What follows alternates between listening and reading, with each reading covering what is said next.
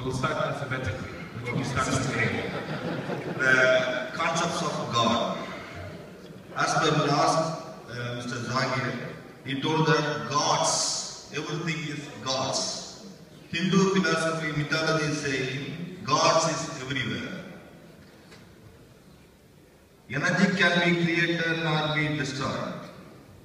We cannot change, we can change one form of energy to another form. That means there is a one energy converts to another energy that is the same energy.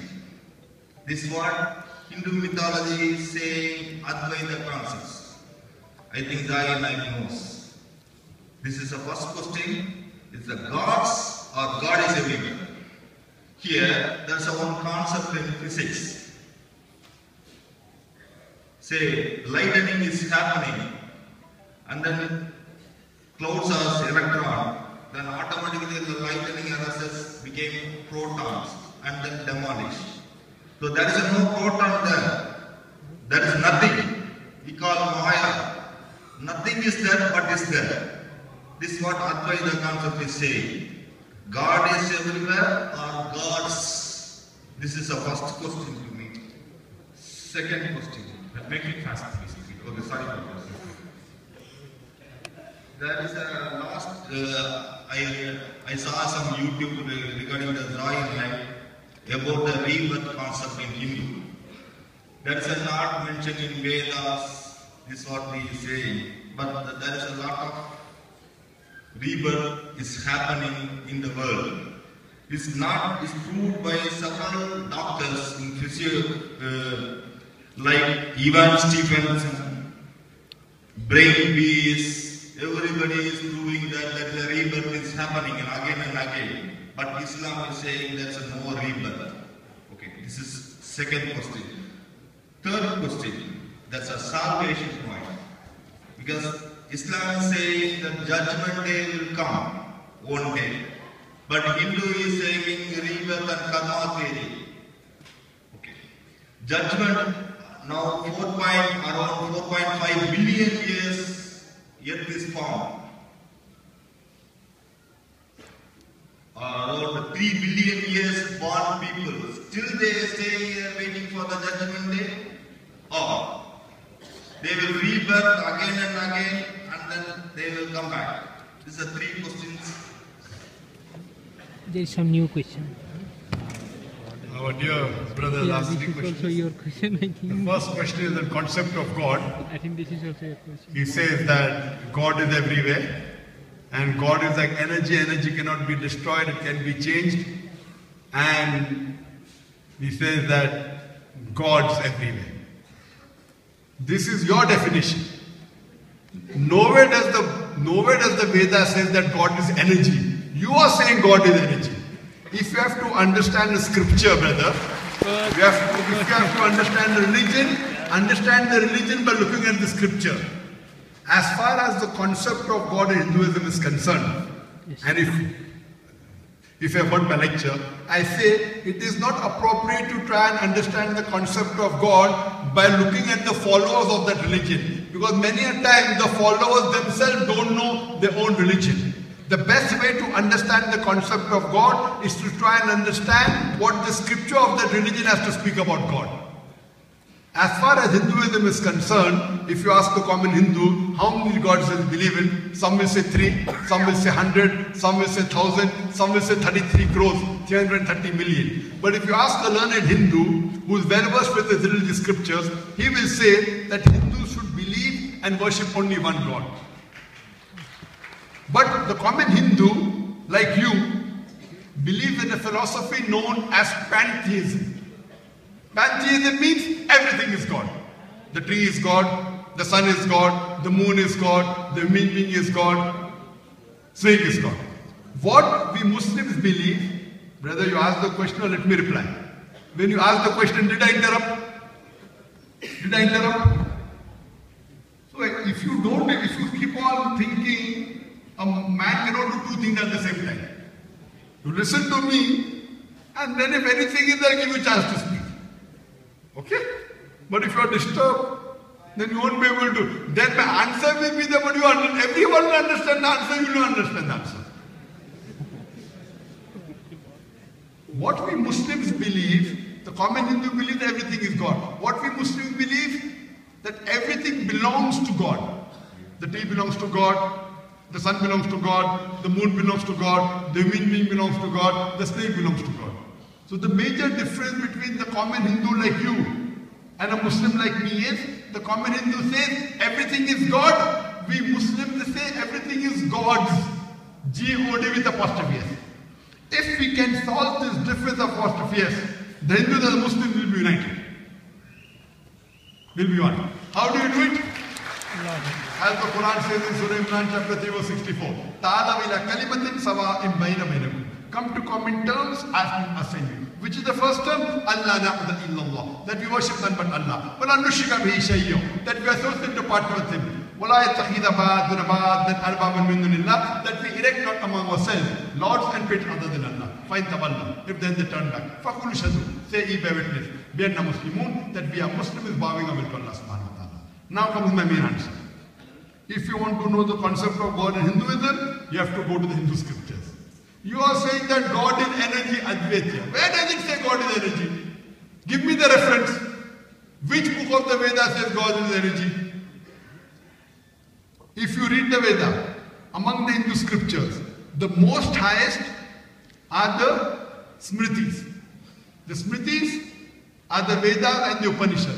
Then comes the Shruti. If I quote anything from the Smriti, you cannot counter me by quoting the Smriti. If I quote Veda, it is the highest. You have to quote me Veda. You cannot quote me Ramayana and Mahabharata. If you know about the scriptures of the Hinduism, number one is Veda. Then comes the Upanishad. I will quote to you from these two major scriptures. If you read the Chandogya Upanishad, chapter number 6, section number 2, verse number 1, it says, Ekkam evidityam. It's a Sanskrit quotation which means God is only one without a second. If you read the Sveta Upanishad, chapter number 6, verse number 9, it says, Nachasya kasit, janitara chadipa. Of that God, there are no lords. He has got no parents. He has got no mother. He has got no father. It's mentioned in the Sveta Upanishad, chapter number 4, verse number 19, Na tasya pratima asti. Of that God, there is no pratima. Pratima is the Sanskrit word which means an image, which means a photograph, a picture, a painting, a statue, an idol. Na tasya pratima asti. Of that God, there is no pratima, there is no image, there is no photograph, there is no painting, there is no portrait, there is no statue, there is no idol. Similarly, I will quote it from the Veda. If you read the Yajurveda, Vedas are the highest. The Yajurveda, chapter number 32, verse number 3, it says, Na tasya pratima asti. Of that God there is no pratima, there is no image, there is no photograph, there is no picture, there is no painting, there is no portrait, there is no sculpture, there is no idol. Who says that? Yajurveda, chapter number 32, verse number 3. And furthermore, if you hear my talk on concept of God in major world religion, or similarity between Islam and Hinduism, I have given separate references from the Vedas which says God has got no image and God is only one. There are names given by people, by scholars, but if this name goes against the concept of the Vedas and Upanishad, if you are giving an image, it is wrong. So God is only one. Where does it say that God is energy? Where does it say that? So if you read your scripture, God is only one.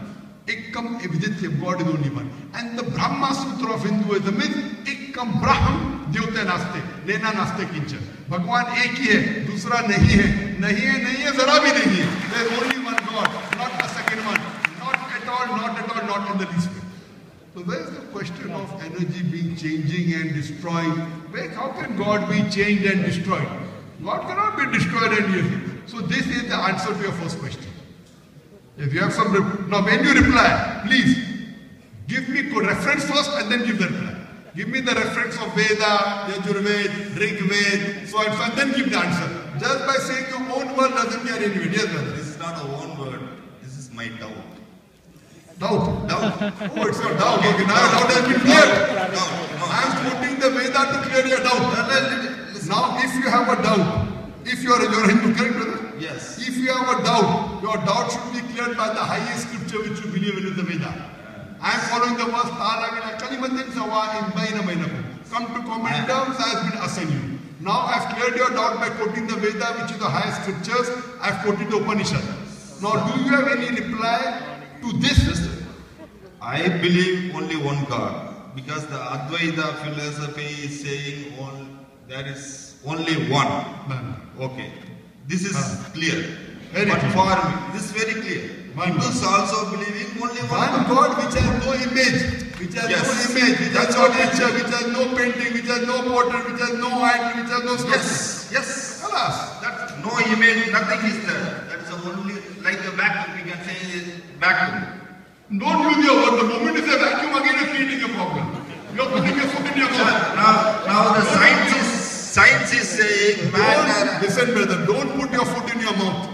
The moment you say vacuum, you're going against the Veda. Where is the vacuum? Okay, I am not saying that's I have to describe the word. I have to describe. That's a don't describe anything besides what is mentioned in your scripture. Okay. The relative theory is speaking. Relative theory. There is no absolute theory. There is a relative theory. Everything is. Brother, forget about relative theory. We're talking about God. I am talking. When you're talking about God, I'm talking from your scripture. I'm asking that do you differ from what I've quoted? Yes or no? You have to go to your next question. Okay. Just wait, sir. I am asking you the question. I have told you God is one. God has got no image. You believe in that? Finish. We go to the next question. Okay. We go to the next question about you are talking about Punarjanam. That Zakir Naik says that Punarjanam is not there. Zakir Naik says Punarjanam is there. You didn't hear my YouTube clipping correctly. You heard half. Punar Veda says about Punarjanam. Punar means next, Janam means life. The Quran says there's next life. The Quran says there's next life. But the problem is the Hindu scholars believe in a philosophy known as samskara. Samskara means cycle of birth, death. That is samskara, not Punarjanam. Because the scholars of Hinduism could not justify why is the person born handicapped, why is the person born poor, why is the person born with congenital